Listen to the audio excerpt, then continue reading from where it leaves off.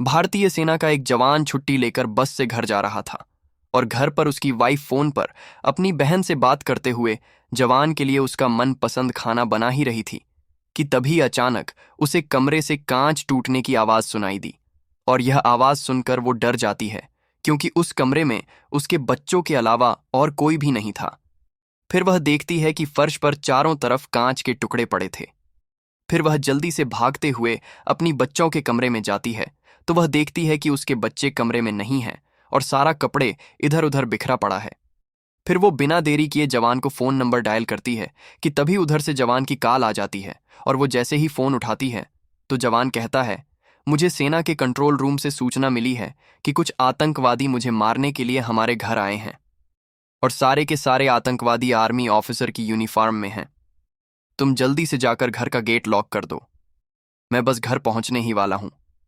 ये सुनते ही जवान की वाइफ गेट को बंद करने के लिए जा ही रही थी कि तभी अचानक उसकी नज़र हॉल में रखे सोफे की ओर जाती है तो वह देखती है कि एक आर्मी ऑफिसर सोफे पर बैठकर उसे गुस्से में घूर रहा है और बगल में खड़े कुछ आर्मी ऑफिस बच्चों को गोद में लेकर जोर जोर से हंस रहे हैं।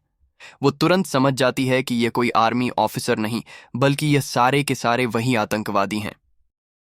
फिर जवान की वाइफ आतंकवादियों की आंखों में धूल झोंकने और अपनी बच्चों को उनसे बचाने के लिए खुद को सिंपल दिखाने का नाटक करते हुए उनके पास जाती है और हंसते हुए कहती हैं, आप लोग मेरे पति के फ्रेंड हैं ना, बॉर्डर पर लड़ते लड़ते आपको कितनी चोटें आई हैं।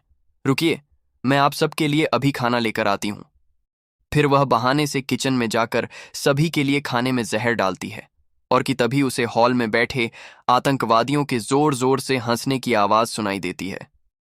फिर वह दरवाजे के पीछे छिपकर उनकी बातें सुनती है तो उनमें से एक आतंकवादी दूसरे आतंकवादी से कह रहा था, हम लोग तो यहाँ कुछ और करने आए थे लेकिन भाभी जी तो हमारी सेवा में लगी हैं।